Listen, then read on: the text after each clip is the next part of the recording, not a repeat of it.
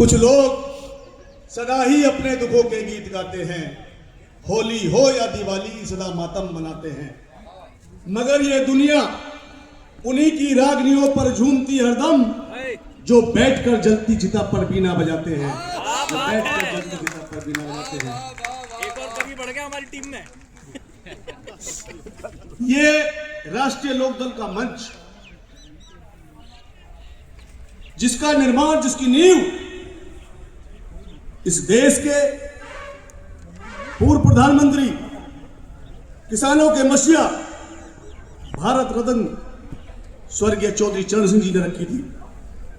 चौधरी साहब कहते थे, किसी भी गांव की तरक्की का रास्ता खेत और कल्याण से होकर निकलता है। जब जब चौधरी साहब को मौका मिला, चाहे पटवारियों को खात्मे करने की बात हो, चाहे चकबंदी कानून हो, चाहे नाबार्ड बैंक की स्थापना हो, चौधरी साहब की कलम इस देश के किसान के लिए चली। चौधरी साहब कहते थे, जो भी सरजीत सिंह ने कहा कि मैं इन किसानों से ही चंदा लूंगा और इन किसानों के लिए ही काम करूंगा। एक बार देश में चुनाव होने जा रहे थे, बिरला का नाम आपने सुना होगा। बिरला चौधरी साहब से मिलने के लिए आए और चौधरी साहब से बात करते करते बिरला एक सूटकेस छोड़कर चले गए।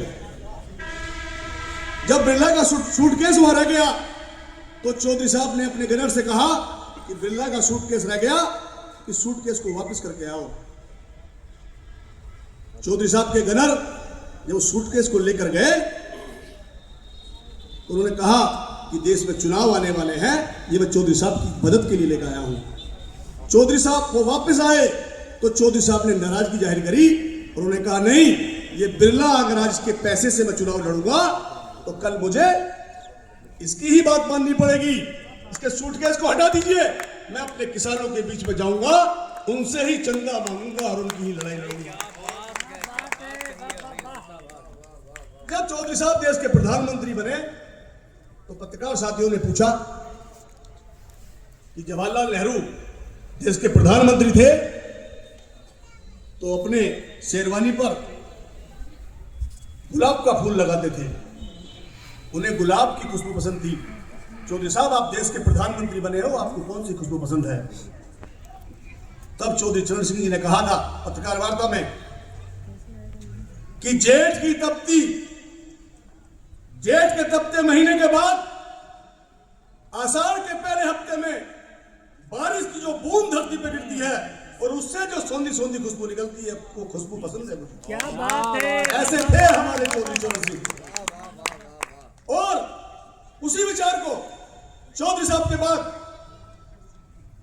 खड़गपुर यूनिवर्सिटी से कंप्यूटर इंजीनियरिंग में आईआईटी कंप्यूटर गोल्ड मेडलिस्ट उनके सुपुत्र चौधरी अजीत सिंह जी जब आए और उनको जब जब भी सरकार में शामिल होने का मौका मिला तो उनकी कलम इस देश के किसान के लिए, इस देश के गांव के लिए चली। हम पश्चिम उत्तर प्रदेश के लोग हैं, हमारी मुख्य फसल गन्ना है और गन्ना हमारी फसल नहीं है, गन्ना हमारी संस्कृति है। क्योंकि हमें अच्छी तरह याद है, जब छोटे छोटे थे हमें कहा जाता था, गन्ना उधार डाला जाता था सेंटरों पर, कृषियों में, और यह कहा जाता था कि जब गन्ने के पैसे आएंगे तो तुम्हारे स्कूल की फीस जाएगी।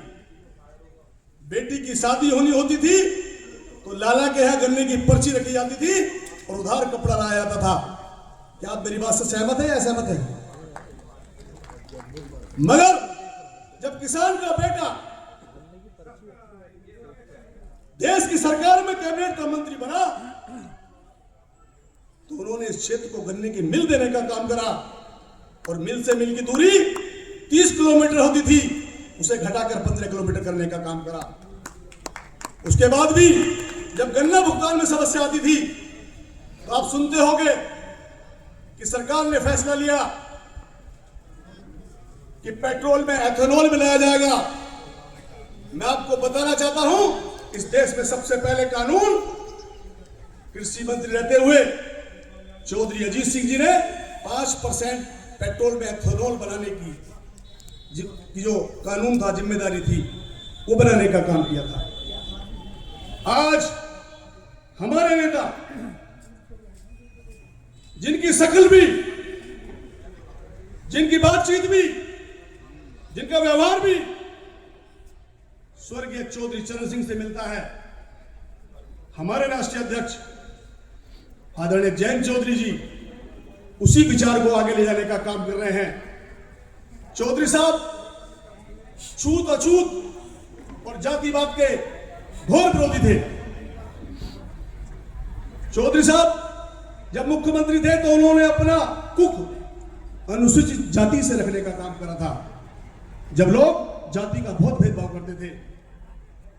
आज उत्तर प्रदेश में राष्ट्रीय लोकदल के जाट समाज से भी 4 विधायक हैं, गुर्जर समाज से भी हैं, लेकिन जब उत्तर प्रदेश सरकार में एनडीए में जयंत चौधरी शामिल हुए और एक मंत्रालय उत्तर प्रदेश में दिया गया, तो हमारे नेता जयंत चौधरी ने हमारी पार्टी के एक अनुसूचित जाति से आने वाले हमारे बड़े भाई अनिल यादव जी को कैबिनेट में मंत्री बनाने का काम किया। यह है समरसता, यह है सबको साथ देने की बात। जब लोकसभा में 2 टिकट लोकदल को मिले तो एक टिकट बागपत से, जो स्वर्गीय चौधरी चरण सिंह जी की कर्मभूमि है, जब वहां टिकट देने की बात आई तो बहुत बड़े लोग उस टिकट को लेना चाहते थे, लेकिन मेरे नेता ने एक ऐसे व्यक्ति को, जिसका ना अपना घर है, जिसके ना अपने बच्चे हैं, डॉक्टर राजकुमार सांगवान को बागपत से टिकट दिया, और जब उन्होंने चुनाव का पर्चा भरते हुए अपनी राशि भरी तो उनके अकाउंट में मात्र 3000 रुपए थे, 3000 रुपए। लेकिन बागपत के लोगों ने पैसे की कमी नहीं होने दी। मैं जब राजनीति में आया, स्कूल टाइम से मेरी लड़ाई, हमारे कार्यक्रम का नाम है संकल्प और संवाद। संवाद मंत्री जी करेंगे, संकल्प की बात मैं करूंगा। हाय हाय क्या बात है। मैं जब राजनीति में आया तो मुझे लगा, मैंने 2 लोगों को बहुत पढ़ा था, स्वर्गीय चौधरी चरण सिंह जी को पढ़ा था और शहीद आजम भगत सिंह को पढ़ा था। मुझे लगा इस देश में अगर सबसे बड़ी कोई बीमारी है, जातिवाद से बड़ी, सांप्रदायिक से बड़ी अगर कोई बीमारी है तो उसका नाम है भ्रष्टाचार। जो ना जात देखती है, ना धर्म देखती है, ना क्षेत्र देखती है, भ्रष्टाचारी का काम है दीमक की तरह लूटना। मैं जिस दिन आया उस दिन कसम खाई थी कि इस क्षेत्र के लोगों की जमीन नहीं बिकने दूंगा, चाहे अपनी पैतृक संपत्ति बेचनी पड़ जाए। अनिल कुमार जी इस प्रदेश के कैबिनेट मंत्री हैं और जिले के प्रभारी मंत्री हैं, हर महीने बैठक करते हैं, डीएमएसपी के साथ बैठते हैं, LIU और इंटेलिजेंस से जानकारी करा सकते हैं। अगर पूरे जिले या क्षेत्र में कोई आदमी मिल जाए जो एक कहे कि अभिनय चौधरी ने हमारा काम कराने के बदले में पैसे लिए या दिलाए, तो राजनीति से संन्यास लेने का काम करूंगा। हर तीसरे और चौथे गांव में, हर तीसरे और चौथे गांव में अगर एक आदमी मिल जाए जो कहे कि हमारे पैसे वापस करवाए, पुलिस ने लिए और अभिनय चौधरी ने वापस कराए, अगर चौथे गांव में आदमी मिल जाए तो अपने बेटे को ऐसी आशीर्वाद देते रहना। ये जितने लोग बैठे हैं इनके चेहरों को पढ़िए ध्यान से। इनमें मजदूर तक कोई बैठा है, किसान बैठे हैं, जो ट्रैक्टरों से भी आए हैं, अपनी कार से, मोटरसाइकिल से भी आए हैं। मंत्री जी इंक्वायरी करवा लेना, अगर एक आदमी ने 1 रुपए का पेट्रोल का पैसा मुझसे लिया हो तो जीवन में राष्ट्रीय लोकदल का कार्यकर्ता बनकर रहूंगा, उसके अलावा पद लेने का काम नहीं करने का।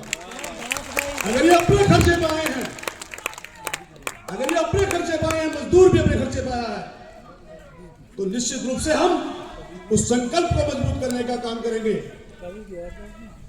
ये एसएचओ साहब भी बैठे हैं, मेरी बात सुनेंगे ध्यान से। जब मैं क्षेत्र में घूमा और इस गांव में गया, अगले गांव में गया, तो लोगों ने एक बहुत बड़ी समस्या से अवगत कराया।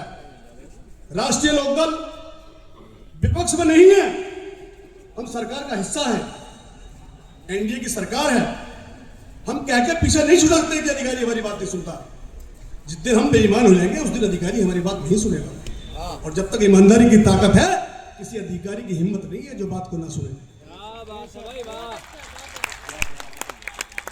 यह नशे का धंधा किया जा रहा है, यह स्पैक बेची जा रही है, ड्रग्स बेची जा रही है, आए दिन लोगों के चाकू मारे जा रहे हैं। और तकलीफ मुझे जब हुई, जब एक पिता ने कहा कि मेरी बेटी स्कूल जाते हुए डरती है कि वहां नशेड़ी खड़े रहते हैं। माननीय मंत्री जी, ये मांग मेरी आपसे है, आप इस जिले के प्रभारी मंत्री हैं, अगली बैठक जिस दिन भी होगी एमएसपी मौजूद होंगे, या तो यही थाना अध्यक्ष जो है इसको रोकने का काम करें, अन्यथा ऐसा थाना अध्यक्ष भेजो जो इस ड्रग्स के धंधे को रोकने का काम करे।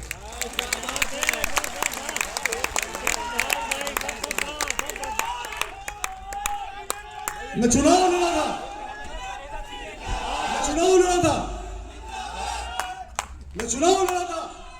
2007 में, मेरी उम्र 28 साल थी। बहुत बहुत बड़े लोग मेरे सामने चुनाव लड़ रहे थे। लोग कहते थे यार इसको वोट ही नहीं मिलने के।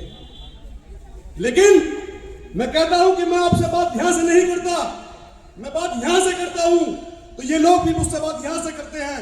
जिस दिन मैं बात आपसे यहां से करनी शुरू कर दूं, उस दिन मेरा साथ छोड़ देना।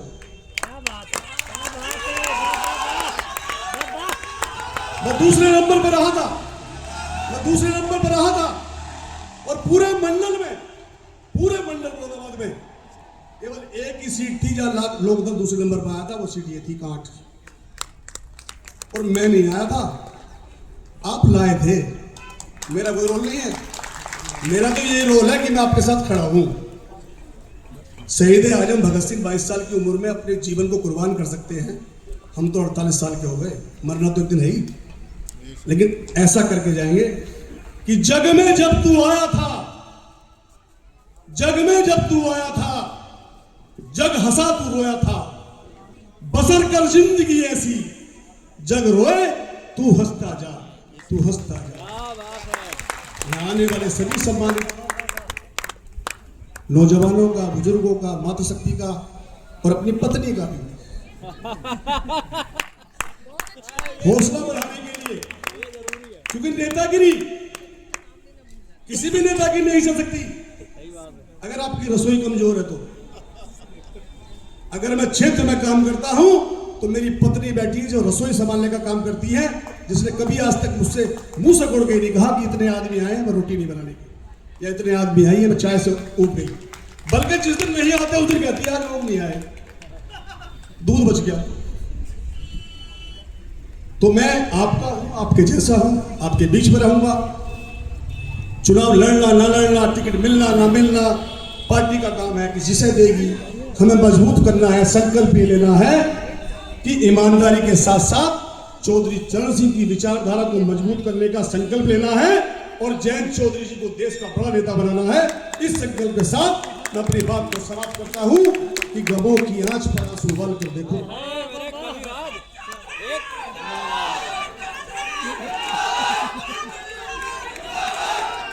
गमों की आंच पर आंसू उबाल कर देखो,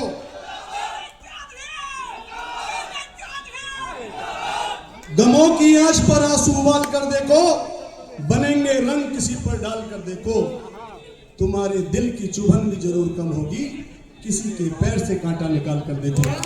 जय हिंद, जय भारत। आप सभी का बहुत धन्यवाद। इस निवेदन के साथ कि माननीय मंत्री जी आए और इस मुद्दे की बात जो क्षेत्र की बात है उस पर भी, और बाकी आज संवाद आपको करना माननीय मंत्री जी।